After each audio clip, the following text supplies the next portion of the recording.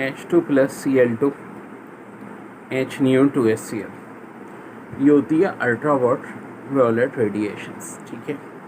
Hydrogen में Cl2 मिलाएं, फिर इसी तरह CH4 में Cl2 मिलाएं तो फिर CH3Cl बनता है। बात सारी ये है कि ये जो रेडिएशंस हैं बहुत इम्पोर्टेंट है, अल्ट्रा वायलेट, ठीक है। और अगर कोई मुझसे पूछे कि भाई रेट ऑफ रिएक्शन जो है वो किस पे डिपेंड कर रहा है, H2 पे Cl2 पे, तो मैं इन दोनों में से किसी पे नहीं करना, ये तो अल्ट्रा वायलेट पे कर रहा है। तो ऐसी चीज़ जिसमें रेट ऑफ रिएक्शन रिएक्टेंट पे डिपेंड ना कर रहा हो, इनको हम ज़ीरो ऑर्डर कहते हैं, ज़ीरो ऑर्डर, ठीक है।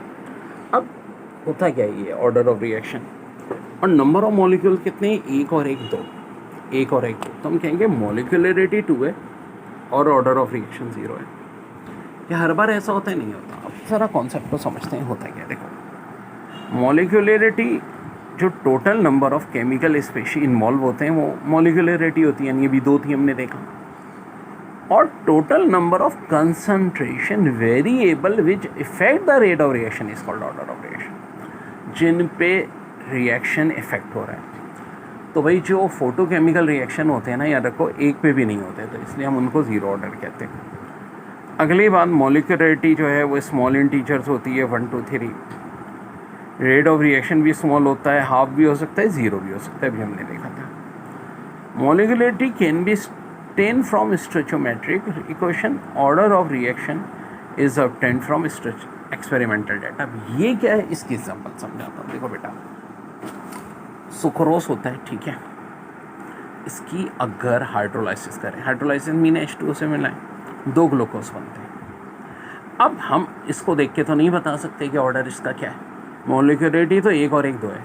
रेट ऑफ रिएक्शन सुक्रोज पे डिपेंड कर रहा है या वाटर पे या दोनों पे कर रहा है, हो सकता है। तो देखो इसका कैसे पता चलता है, बताता हूँ।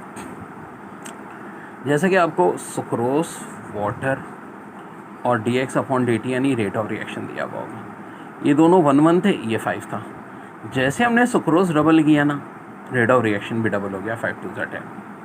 लेकिन अगर सुक्रोज 1 रखा, वाटर डबल किया, वो 5 ही रहा, ट्रिपल किया तब भी 5। इसका मतलब है रेट ऑफ रिएक्शन वाटर पे डिपेंड नहीं कर रहा, खाली किस पे कर रहा है, सुक्रोज पे।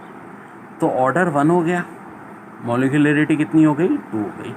तो मॉलिक्यूलरिटी निकालना तो बड़ा आसान है। अक्सर केस में हो सकता है दोनों इक्वल हो, ज़्यादातर यही होता है, लेकिन बाज़ों का नहीं भी होती, जैसे कि इस केस में। तो ये हम डाटा से ही पता लगा सकते हैं, हमें डाटा दिया होगा और पूछेंगे ऑर्डर कितना है।